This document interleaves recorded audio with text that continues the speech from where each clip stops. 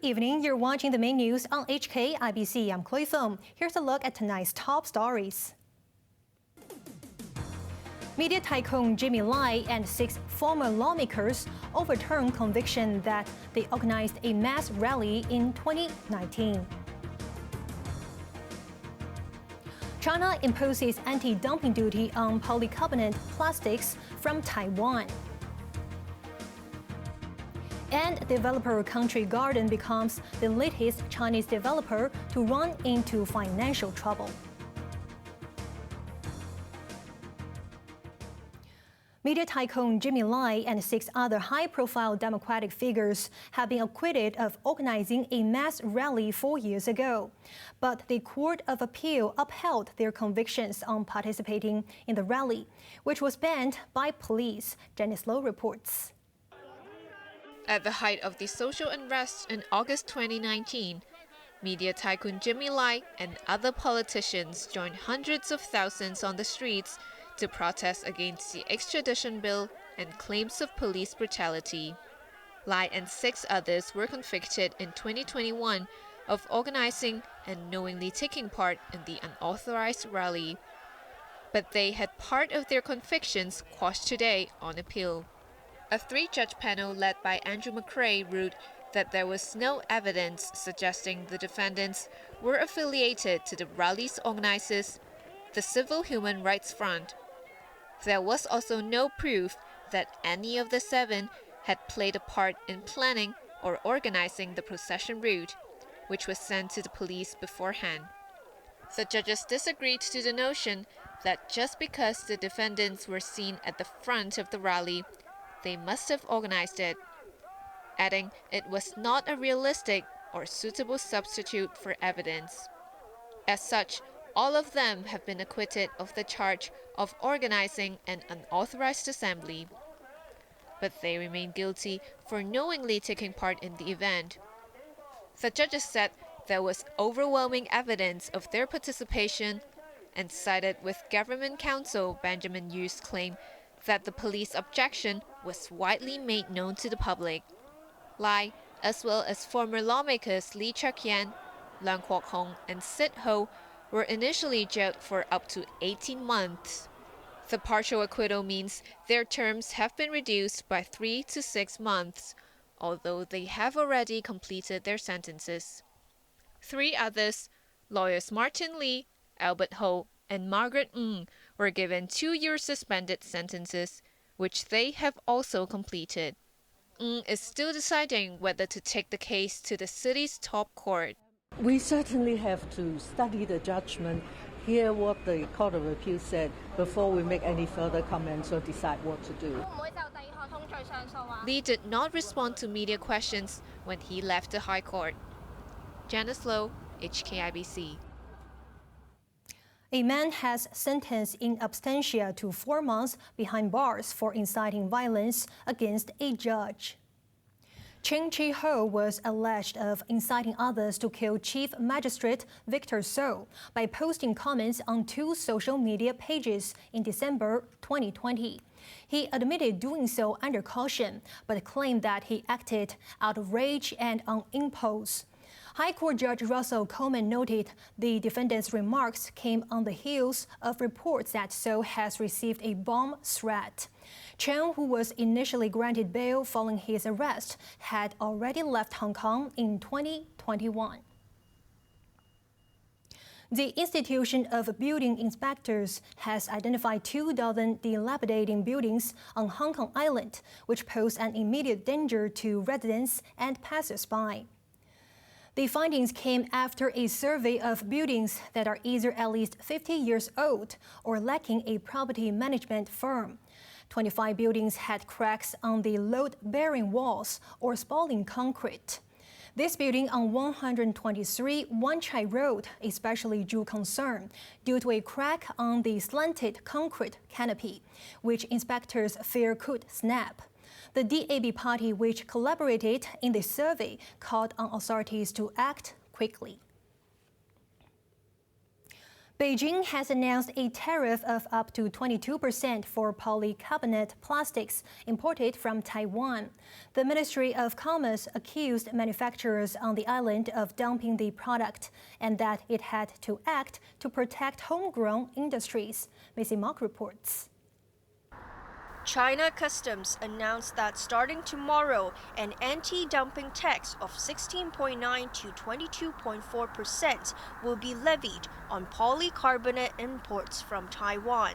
A form of plastic, polycarbonate is an essential raw material for a wide range of products, including car headlights, electronic appliances, and medical equipment. Following an investigation last year, the Ministry of Commerce ruled that Taiwanese manufacturers had been exporting the material below market value. This, it said, had posed substantial damage to their mainland counterparts.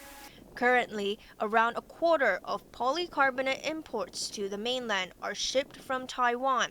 The volume gradually increased from 180,000 to 220,000 tons in 2018, up to 250,000 tons in 2021. While that is insignificant compared to the 12 billion tons produced by mainland factories a year, authorities argued that cheap Taiwanese imports unfairly suppressed domestic prices. The price of polycarbonate have plunged in the past years, sliding from 21,000 yuan per ton in 2018 to 11,000 yuan 2 years later. Taiwanese imports were constantly cheaper than those produced on the mainland. The move came just days after Beijing announced it was launching an investigation regarding alleged trade barriers against mainland exports to the island. Authorities claim that over 2,400 mainland products have been subject to unilateral restrictions, hurting the interests of relevant industries. Maisie Mock, HKIBC. Turning overseas, one of the last holdouts of COVID curbs is finally waving goodbye to isolation orders and other rules. Until now, New Zealanders who test positive for the virus are required to go into 7 days of isolation. The 7-day isolation period and requirement for visitors to wear masks in healthcare facilities will end at midnight tonight. COVID-19 case rates, wastewater levels and hospitalisations have all been trending down since the beginning of June, and reported cases are now at the lowest level in 18 months. New Zealand was initially praised internationally for its handling of the virus and the low cases. But as the pandemic wore on and more virus took hold, the nation's zero-tolerance approach became untenable. The announcement comes 2 months before a general election.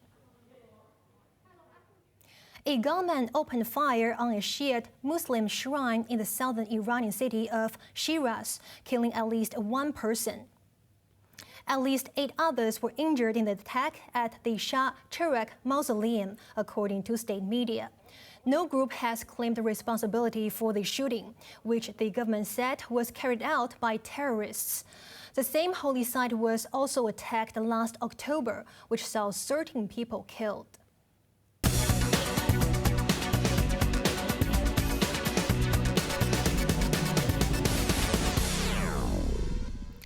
Shares of Country Garden plunged to a record low after the developer suspended trading of its onshore bonds in a cash crunch. There are now signs that the ailing property sector on the mainland could spill over to the finance industry. Shares of Country Garden on the Hong Kong Stock Exchange slumped 18.4% to a new low after the developer suspended trading of 11 onshore notes involving over 16 billion yuan. Its property management unit, CG Services, also plunged nearly 10% to a 9-month low.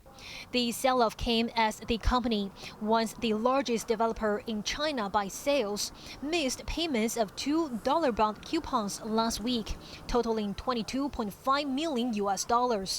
Citing sources, Bloomberg reported that the company is now seeking to extend a maturing bond for the first time. It is now proposing to spread out payment of a yuan note due on September the 2nd over 36 months.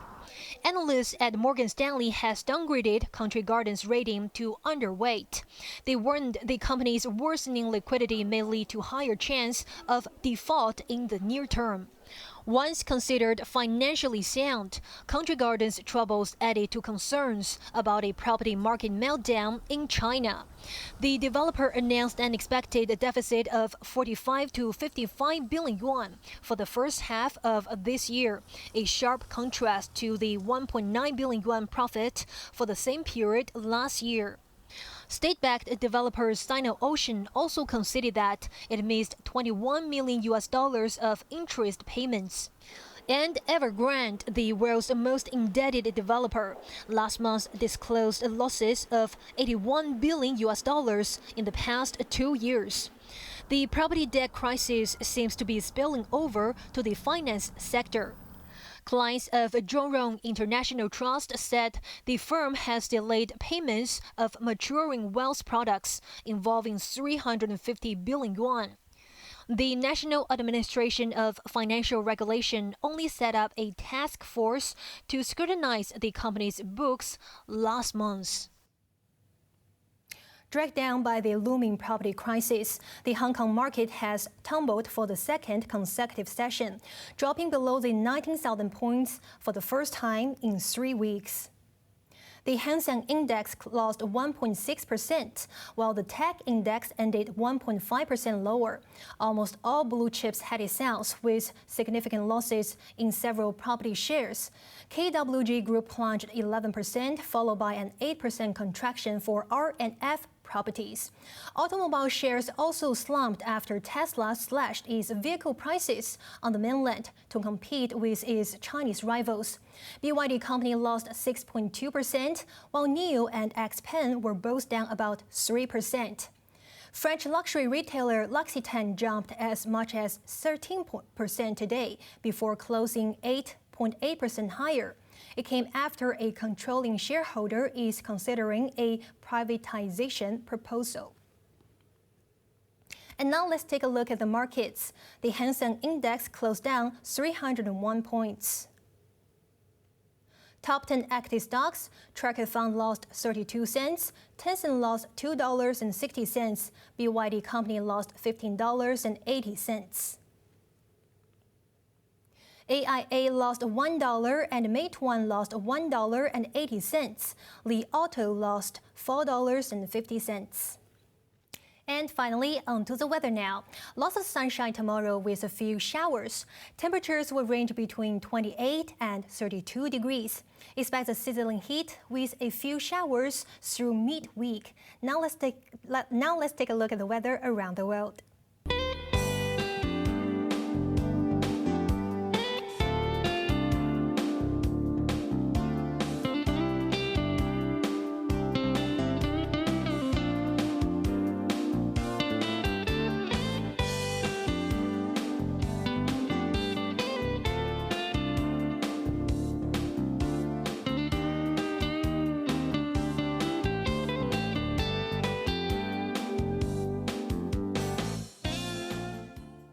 That is our main news for Monday night. Join us for more news at 11. I'm Chloe Feng. Thank you for watching. Good night.